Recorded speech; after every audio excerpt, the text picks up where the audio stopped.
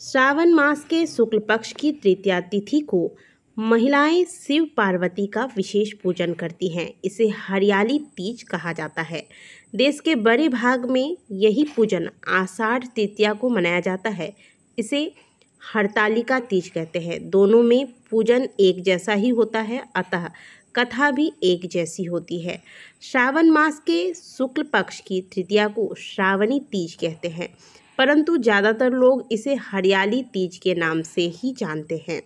यह त्यौहार मुख्य रूप से उत्तर भारत में मनाया जाता है।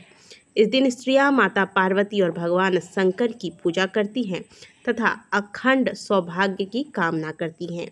इस दिन महिलाएं निर्जला व्रत रखती हैं। इस व्रत को करवा चौथ से भी कठिन व्रत बताया गया है। इस दिन महिलाएं पूरा दिन बिना भोजन व जल के पूरा दिन व्यतीत करती है। प्रदोष काल में भगवान शिव और माता पार्वती की मिट्टी की प्रतिमा बनाकर इनकी पूजा करती है। रात्रि जागरण के पश्चात प्रातःकाल विसर्जन के बाद व्रत का पारण करती है। यही वजह है कि इस व्रत को करवा चौथ के व्रत से भी अधिक कठिन माना गया है। वर्ष 2024 पे हम सभी 7 अगस्त दिन बुधवार को हरियाली तीज का व्रत रख रहे हैं। इस दिन जगह जगह झूले पड़ते हैं।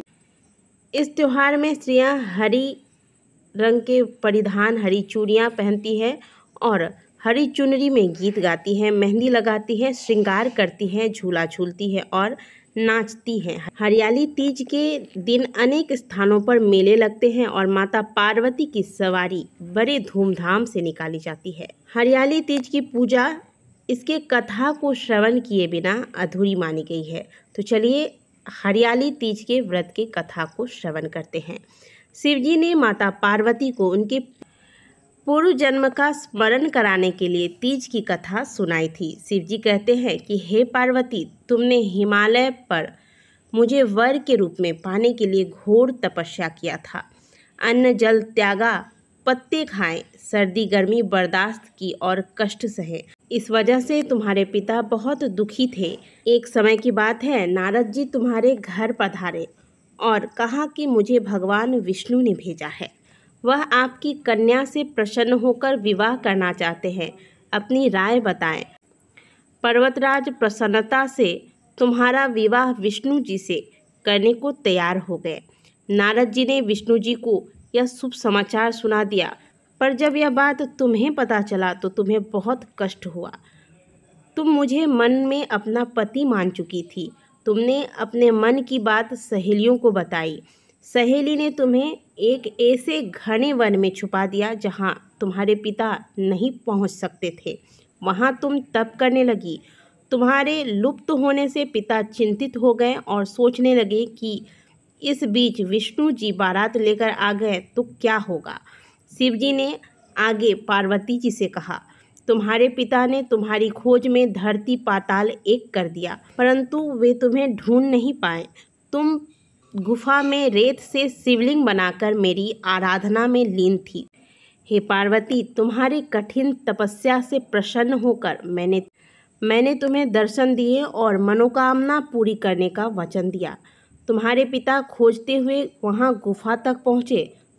तुमने अपने पिता से कहा कि हे पिता, मैंने अधिकांश जीवन शिवजी को पति रूप में पाने के लिए तप में बिताया है। आज तप सफल रहा। शिवजी ने मेरा वरण कर लिया है। मैं आपके साथ एक ही शर्त पर घर चलूंगी, यदि आप मेरा विवाह शिवजी से करने को राजी हों। पर्वतराज मान गए। बाद में विधि विधान के साथ हमारा विवाह किया गया। हे पार्वती, तुमने जो कठोर व्रत किया था उसी के फलस्वरूप हमारा विवाह हो सका।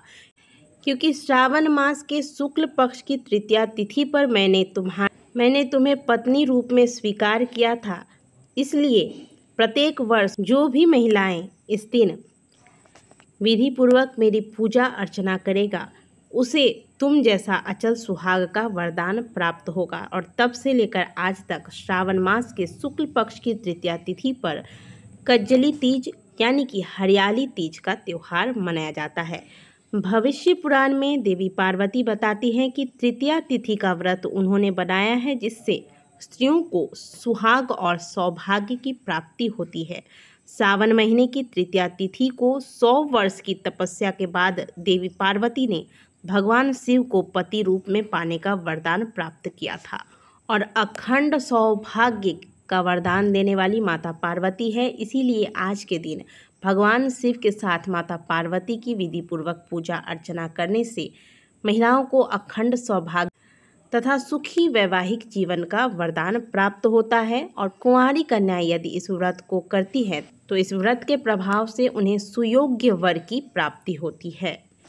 श्रावण मास के शुक्ल पक्ष की तीज पर जो भी भक्त व्रत करके माता पार्वती भगवान शिव की पूजा करने के पश्चात इस कथा को श्रवण करता है, उस पर सदैव माता पार्वती और भगवान शिव की कृपा बनी रहती है। कथा को श्रवण करने के बाद आरती करनी चाहिए और इसके बाद भजन कीर्तन नृत्य करके रात्रि जागरण करना चाहिए।